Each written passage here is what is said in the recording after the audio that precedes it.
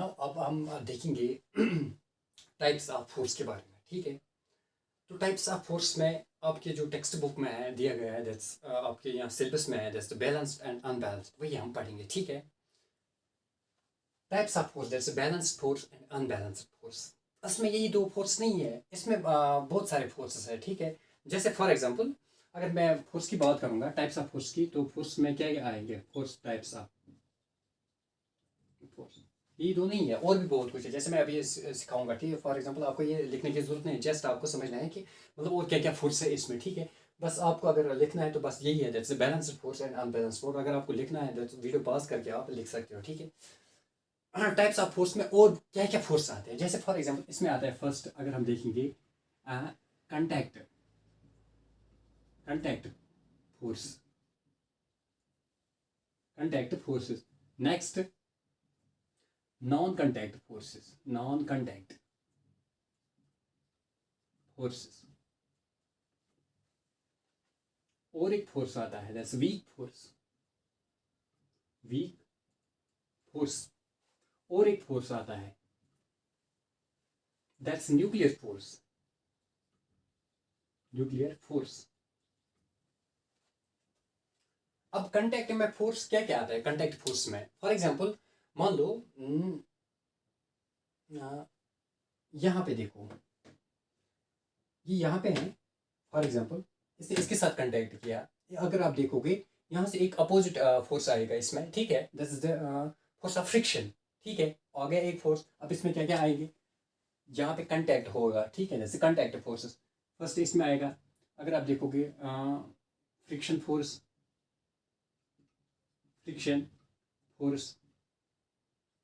Second आएगा इसमें, that is tension force, tension force.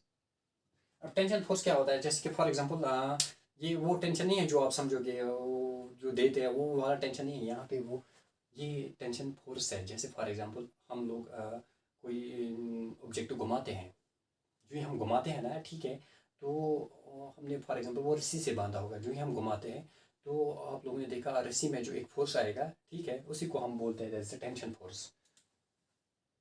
Next spring force, spring force.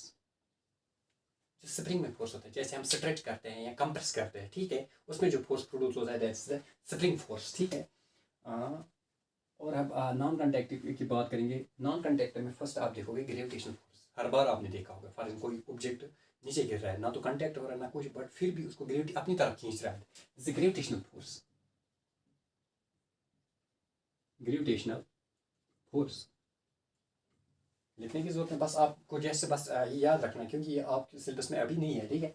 Gravitational force. और एक force है दैट्स इलेक्ट्रिक फोर्स, या फॉर एग्जांपल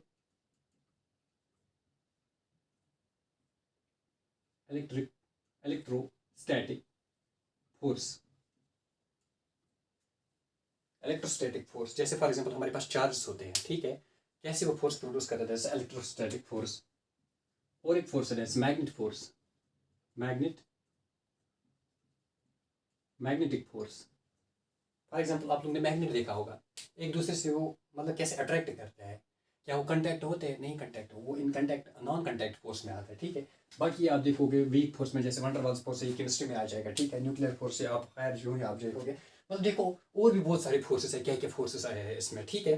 तो ये आप लोगों ने अब देखा कि और क्या क्या फोर्सेस थे इसमें। फॉर एग्जाम्पल इसमें और एक फोर्स भी आ सकता है, that's for example normal reaction force, normal reaction, जिसको हम डिनोट आर से करते हैं, ठीक है। नॉर्मल रिएक्शन फोर्स, ये थे फोर्स, बस इतना ही नहीं है, आप लोगों ने देखा कि मतलब कितने फोर्स और ज़्यादा फोर्स है इसमें, ठीक है। अगर हम बात करेंगे फर्स्ट आपके बुक के हिसाब से जो बैलेंस्ड फोर्सेस है वो क्या है, ठीक है।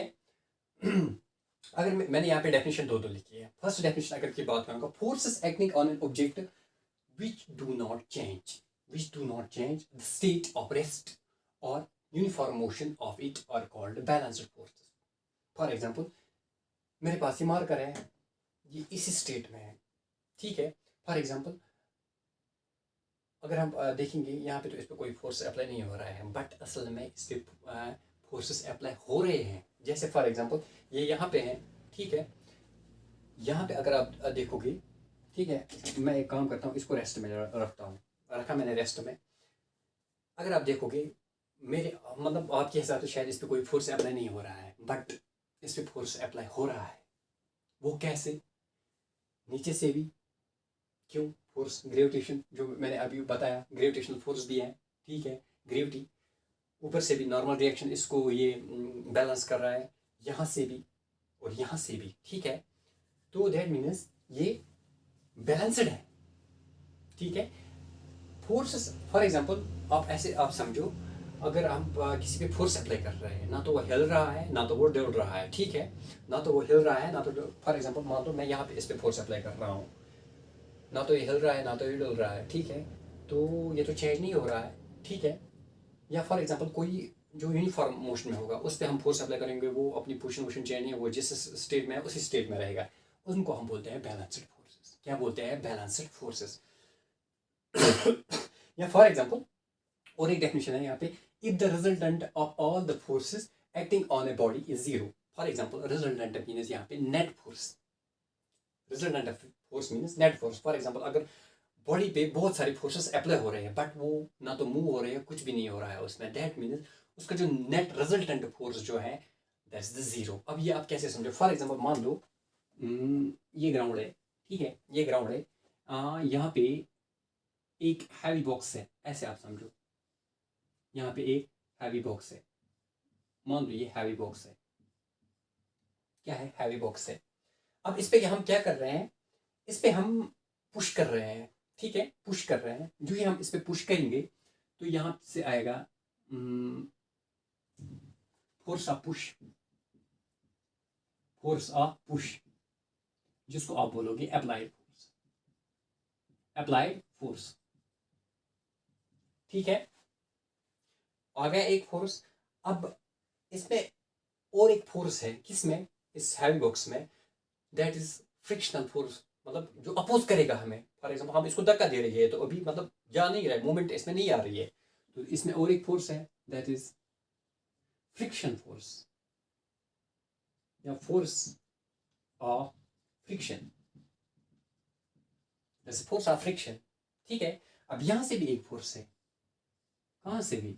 नीचे से भी एक फोर्स है, नीचे से भी एक फोर्स है ना। कौन सा फोर्स है? That's the gravitational force, gravitational, gravitational force, नीचे से भी एक फोर्स है। अब इसको कौन बैलेंस करता है? इस ग्रेविटेशनल फोर्स को, that's normal reaction, that's a force of reaction, force of reaction. अब इसको कौन बैलेंस कर रहा है? Force of reaction, force of reaction कर रहा है। अब देखो यहां से हम फोर्स इसमें अप्लाई कर रहे हैं, ठीक है, तो बट ऑब्जेक्ट अपनी मतलब कुछ मूवमेंट नहीं दिखा रहा है, ठीक है। मतलब कितने फोर्सेस इस पे अप्लाई हो रहे हैं आप लोग देखो, यहाँ से भी वहां से भी फोर्स ऑफ फ्रिक्शन इसमें है। फॉर एग्जांपल मैं इसको धक्का दे रहा हूँ, ये तो ना तो हिल रहा है ना तो डल रहा है, अपनी जगह है, ठीक है, तो कुछ मोमेंट नहीं है आ रही है इसमें। तो अगर हम ऑल ओवर की बात करेंगे, कितने फोर्स इस पे अप्लाई हो रहे हैं, ठीक है, तो फोर्स इस पे बहुत सारे अप्लाईज हो रहे हैं, ठीक है, बट ना तो ये हिल रहा है ना तो डल रहा है, इसी को हम बोलते हैं दैट्स द बैलेंस्ड फोर्स। अब बैलेंस्ड फोर्स में क्या होता है? अगर आप देखो resultant of all the forces, जो इस पे नेट फोर्स, नेट फोर्स इस पे अप्लाई हो रहे हैं, बट इसमें मतलब कुछ मूवमेंट ही नहीं आ रही है, ठीक है, मूवमेंट ही नहीं आ रही है, ठीक है। जैसे आप फॉर एग्जांपल कोई बड़ा सा पत्थर होगा, आप उस पर फोर्स अप्लाई करते हो बट वो ना तो हिलता है ना डुलता है, कुछ भी नहीं होता है उसमें, तो बट उसी को हम बोलते हैं बैलेंस्ड फोर्सेस। फोर्स उस पर बहुत सारे अप्लाई हो रहे हैं बट हमारा क्या जो रिजल्टेंट नेट फोर्स है दैट इज जीरो। ये आप ऐसे समझो, फॉर एग्जाम्पल आप इस पे 10 न्यूटन्स फोर्स अप्लाई कर रहे हो, इस पे 10 न्यूटन्स फोर्स अप्लाई कर रहे हो, असल में ये वापस आपको 10 न्यूटन फोर्स अप्लाई कर रहा है। फॉर एग्जांपल इस डायरेक्शन में आप इसको कर रहे हो और वापस में ये 10 न्यूटन, क्यों? Force of friction. तो नेट फोर्स क्या निकला इसका? Net force, net force, net force अगर हम बात करेंगे, ये तो हो गया प्लस, ये तो हो गया अपोजिट डायरेक्शन में, +10 -10 Newton, that will B zero. That इसलिए यहाँ पे resultant on the body is zero. For example मेरे हाथ में ये मार्कर है, मैं एक काम करूंगा, यहाँ से भी इसको 10 न्यूटन अप्लाई करूंगा, ठीक है, यहाँ से भी इसको 10 न्यूटन अप्लाई करूँगा, ठीक है। जब मैं इसको यहाँ से भी 10 न्यूटन अप्लाई कर रहा हूँ, यहाँ से भी 10 न्यूटन अप्लाई कर रहा हूँ, बट ये तो अपनी जगह पे है, ठीक है। सो दैट मीन्स ये बैलेंस्ड है, ठीक है। यहाँ से भी 10 न्यूटन, तो नेट फोर्स क्या है, दैट इज 0। क्यों, इस डायरेक्शन में 10 न्यूटन, इस डायरेक्शन में भी 10 न्यूटन, ठीक है। तो नेट फोर्स क्या है, दैट्स द 0। इसी को हम बोलते हैं दैट्स द बैलेंस्ड फोर्सेस, ठीक है। अब हम नेक्स्ट बात करेंगे that's the unbalanced force. Unbalanced में फोर्स फिर क्या आ जाएगा, खुद ही आप समझो। तो उसमें जो रिजल्टेंट फोर्स होगा वो तो that will be not equal to 0, ठीक है। अब हम वही डिस्कस करेंगे, ठीक है। अब हम नेक्स्ट अनबैलेंस्ड फोर्स के बारे में डिस्कस करेंगे। यहाँ पे मैंने डेफिनेशन लिखी है, ठीक है। क्या है, the resultant of two opposite forces. For example resultant of two, अगर net force, resultant means net force, अगर नेट फोर्स इस पे क्या two opposite force, for example marker है मेरे पास, इस पे दो फोर्स अप्लाई हो रहा है, यहाँ से भी 10 न्यूटन, यहाँ से फॉर एग्जांपल यहाँ से भी 10 न्यूटन अप्लाई हो रही थी। अभी जो मैं सिखा रहा था बैलेंस फोर्स, ठीक है। यहाँ से भी 10 न्यूटन, यहाँ से भी 10 न्यूटन, तो बॉडी तो हिल नहीं डुल रही है, ठीक है, अपनी जगह है, that means balanced force. Now एक काम करते हैं, यहाँ से मैं मैग्नीट्यूड इंक्रीज करता हूँ। फॉर एग्जांपल यहाँ से मैं 15 न्यूटन्स और यहाँ से 10, ठीक है। जो ही मैं यहाँ से 15 न्यूटन्स इस पे अप्लाई कर रहा हूँ, बॉडी कहाँ पे थी, यहाँ पे, तो बॉडी यहाँ तो मूवमेंट स्टार्ट हो गई, ठीक है, इन मोशन में आ गई, ठीक है, तो मोशन में आ गई। The resultant of two opposite forces acts on an object and brings it in motion. किस में लाएगा, मोशन में लाएगा, ठीक है। एक जगह से दूसरी जगह जा रही है, ठीक है। क्यों, यहाँ से ज्यादा फोर्स इस पे अप्लाई हो रहा है, ठीक है। the opposite force are called unbalanced, इन्हीं को हम बोलते हैं unbalanced forces, ठीक है। या फॉर एग्जांपल और एक डेफिनेशन है, if the resultant of all the force acting, अगर फॉर एग्जांपल तमाम फोर्स इस पे अप्लाई हो रहे हैं, रिजल्टेंट फोर्स हमें जो निकला है वो 0 के बराबर नहीं निकला, दैट्स अनबैलेंस्ड फोर्स, ठीक है। जो अभी मैंने सिखाया था, फॉर एग्जांपल हमारे पास एक हैवी बॉक्स था, उस पर हम फोर्स अप्लाई कर रहे थे, ना तो वो हिल रहा था ना डोल रहा था, एक ही जगह पे थी, ठीक है। तो उसमें कुछ चेंज ही नहीं आया, उसमें तो मूवमेंट कुछ नहीं आ रहा है, ठीक है। जब मूवमेंट नहीं आ रहा है तो वो उसको बैलेंस्ड फोर्स बोलते हैं।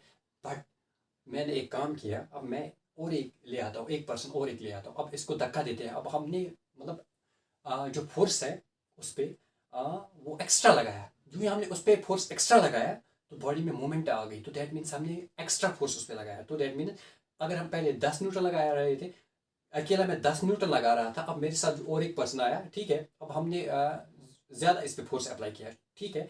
जो ही हमने इस पर ज़्यादा फोर्स अप्लाई किया तो बॉडी में मूवमेंट आ गई, तो दैट मीन्स हमने एक्स्ट्रा उस पर क्या मूवमेंट मैग्नीट्यूड इंक्रीज किया उसका, किसका, फोर्स का, दैट इज हमने उस पर 20 अब लगा। पहले मैं मतलब फॉर एग्जांपल 10 न्यूटन उस पर लगा रहा था, अब मेरे साथ जो और एक पर्सन आया उसने मतलब धक्का दिया, उसने भी 10 लिया, तो कितना हुआ, दैट्स 20, ठीक है। अब फोर्स ऑफ फ्रिक्शन का कितना था, दैट्स आल्सो फॉर एग्जांपल 10 था, ठीक है। अब तो हमारा तो ज़्यादा हो गया, ठीक है। तो अब हम पुश करेंगे तो बॉडी में मूवमेंट आ गई, बॉडी में मूवमेंट आ गई, तो अब बॉडी बैलेंस नहीं रही क्योंकि उसमें मोशन आ गई, ठीक है। तो इसलिए तो अब देखो वहाँ पे क्या होता है कि नेट फोर्स जो हमें निकला वो 0 नहीं निकलेगा, that's what we call that the unbalanced force, ठीक है। तो लिखना चाहते हो तो वीडियो पॉज करके आप लिख सकते हो, ठीक है। तो बस फिलहाल आज के लिए इतना ही, तो अब हम नेक्स्ट देखेंगे इंशाल्लाह, that will be the most important topic, that is the Newton's law, ठीक है। तो बस आज के लिए इतना ही, होमवर्क में डालता हूँ, ठीक है, तो आप लोग वो करना। अल्लाह हाफिज़, दुआ में याद रखना।